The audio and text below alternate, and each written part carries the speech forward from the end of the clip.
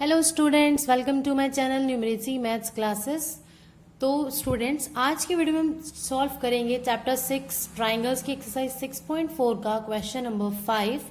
तो पढ़ते हैं इस क्वेश्चन में क्या गिवन है।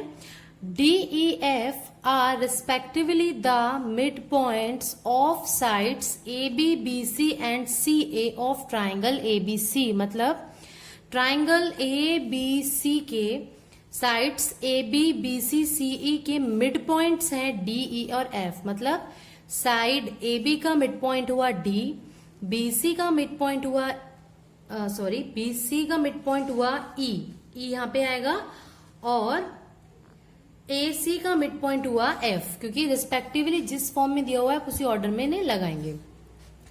Find the ratio of the areas of triangle D E F, ये बीच वाला triangle, and A B C. अब देखिए, जहां पे भी ए बी सी और मतलब जो भी दो ट्राइंगल सिमिलर गिवन हो उनके एरियाज की बात हो, या सिमिलर नहीं भी गिवन हो एरिया की बात हो, तो आप समझ जाइए एरिया की बात है। तो ये चैप्टर 6 का क्वेश्चन है, 6.4 का क्वेश्चन है।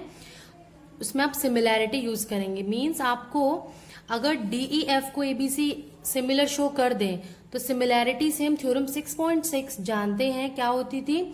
अगर कोई दो ट्राइंगल सिमिलर हैं तो उन दोनों के एरियाज का रेशियो इक्वल होता है उनकी साइड की रेशियो के स्क्वायर के बराबर। ठीक है, साइड भी कैसी, कॉरस्पॉन्डिंग साइड। मीन्स डीई के अपॉन में ए बी आना चाहिए, ई एफ के अपॉन में बी सी आना चाहिए, डी एफ के अपॉन में ए सी, इसी ऑर्डर में।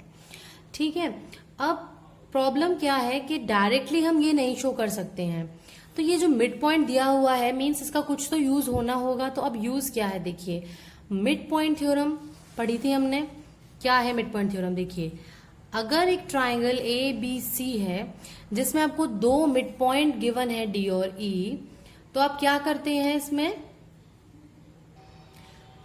क्या होता है, अगर आपको किसी ट्राइंगल की दो साइड के मिड पॉइंट को ज्वाइन करके एक लाइन ड्रॉ की जाती है, मतलब किसी भी दो लाइन के मिड पॉइंट को ज्वाइन करते हैं, तो जो ये तीसरी लाइन होती है ना, ये वाली, इसके ये वाली लाइन एक तो पैरेलल होती है, यानी कि डीई पैरेलल होता है बीसी के, और जो डी है वो आधी होती है इस बीसी के। This is mid point theorem of class 9th, आप ऑलरेडी पढ़ चुके हैं। क्या था, DE is parallel to BC and DE is half of BC। अब इस क्वेश्चन में ट्राइंगल ABC में D एंड F, मैं D और F की बात कर रही हूं, R mid points of AB and AC।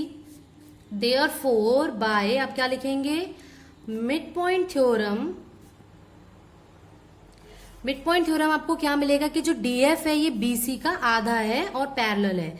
DF is parallel to BC and DF is equal to half of BC. अब हमें एक चीज गिवन थी कि जो ई है वो मिड पॉइंट है बीसी का। अगर ई मिड पॉइंट है बीसी का मीन्स अगर ये पूरा 8 है तो ये 4 हो गया। मीन्स ये हुआ कि जो ये बीई है या फिर ईसी है, मैं दोनों ही बात कह सकती हूँ, बीई और ईसी, ये दोनों ही आपकी क्या हो जाएंगी, इक्वल हो जाएगी हाफ ऑफ बीसी के। मतलब बीसी का आधा ही तो है ये, यानी कि आप यहां लिख सकते हो, पहली चीज तो आप ये लिखेंगे कि डीएफ अगर बीसी के पैरेलल है तो वो इस बीई के भी पैरेलल हो जाएगा। Therefore DF is parallel to BE and DF is equals to BE. DF is equal to BE क्योंकि बीसी का आधा ही तो बी है। अब आप चाहो तो ईसी भी लिख सकते हो, मैं इसे भी लिखने वाली हूं। ठीक है, देयरफॉर आपका डी एफ ई बी एक पैरेललोग्राम बन जाएगा। कैसे, हमारे पास एक 9th में स्टेटमेंट थी, अगर किसी क्वाड्रिलेटरल में ऑपोजिट साइड, केवल एक ऑपोजिट साइड अगर इक्वल भी है और पैरेलल भी है। अब यहां हमने शो कर दिया कि डीएफ बी के पैरेलल भी है और इक्वल भी है। मीन्स आपका जो डीएफ ई बी है वो क्या बन गया, एक पैरेललोग्राम। ठीक है, सिमिलरली आप इसको भी पैरेललोग्राम शो कर सकते थे, DFCE को। कैसे, देखिए DF जब BC के पैरेलल था तो EC के पैरेलल भी तो माना जाएगा। सो आप लिखेंगे DF is parallel to EC also, and जब BC के हाफ के इक्वल है बाय 1 आप लिख देंगे, बाय 1। तो DF जो है वो आपका EC के इक्वल भी हो जाएगा बाय 1। और यहाँ रीजन एक चीज और लिख देंगे, because E is mid point of BC। Same reason यहाँ पे, because E is mid point of BC. तो आप देखेंगे कि आपका DFCE भी पैरेललोग्राम बन जाएगा by this statement. So DFCE is a parallelogram. अब आप लोग जानते हैं पैरेललोग्राम की ऑपोजिट साइड्स होती हैं इक्वल। मींस जब ये पैरेललोग्राम है तो ये दोनों साइड इक्वल होंगी, क्योंकि ऑपोजिट साइड ये दोनों ही आमने सामने वाली। जब ये पैरेललोग्राम है तो ये दोनों ऑपोजिट साइड इक्वल हुई। अब आप ध्यान से देखो तो जो इस ट्राइंगल DEF में ये दोनों एंगल आ रहे हैं और इस ट्राइंगल ABC में ये दोनों एंगल आ रहे हैं। मींस आप अब यूज कर सकते हैं इन दोनों को सिमिलर शो करने के लिए। तो स्टार्ट करते हैं। In triangle ABC and triangle DEF, ABC का दिस एंगल B, ये एंगल B इक्वल था इस DEF के एंगल F के। तो आप यहां लिखेंगे एंगल ABC, क्योंकि B बोला है ना मैंने, is equal to angle DFE। क्यों था? बिकॉज DFEB आपका पैरेललोग्राम था। DFEB इज अ पैरेललोग्राम और we know that, and we know opposite side of parallelogram are equal. Opposite side नहीं, सॉरी, ऑपोजिट एंगल, क्योंकि हम एंगल की बात कर रहे हैं। साइड भी होती है ऑब्वियसली, बट हम यहाँ एंगल की बात करें। एंड दूसरा एंगल ACB इक्वल होगा एंगल EDF के। Angle ACB will be equal to angle EDF। अब ये क्यों था? क्योंकि DFCE आपका क्या था? एक पैरेललोग्राम था। DFCE is a parallelogram. अब देखो, आप दोनों ट्राइंगल में दो एंगल मिल गए, यानी कि आपका ट्राइंगल ABC सिमिलर होगा DEF के। अब DEF के है या DFE के, वो चेक करना पड़ेगा। कैसे? देखो, एंगल B के सामने आना चाहिए था आपका F, क्योंकि BF के इक्वल था और DC के इक्वल था। मींस C के सामने तो D आना चाहिए था, तो मतलब मैंने ये गलत लिखा है। यही मैं आपको समझाना चाह रही थी। आपका कौन सा एंगल? B एंगल F के इक्वल हुआ है, तो B के सामने आप लिखोगे F। C एंगल D के इक्वल है, तो C के सामने आएगा D, तो स्टार्टिंग में आ जाएगा E। यानी कि आपका जो ट्राइंगल ABC है वो सिमिलर हुआ है ट्राइंगल EFD के bye angle similarity criteria. Clear है? अब ये आ गया। प्रॉपर्टी क्या जानते थे कि अगर दो ट्राइंगल सिमिलर हैं, देयरफॉर किस थ्योरम से? Bye theorem 6.6। मैं यहां लिख रही हूं थ्योरम 6.6, लेकिन एग्जाम में आप स्टेटमेंट लिखेंगे। तो area of triangle ABC upon area of triangle EFD is equal to AB upon EF का square is equals to BC upon FD का square is equals to AC upon ED का square.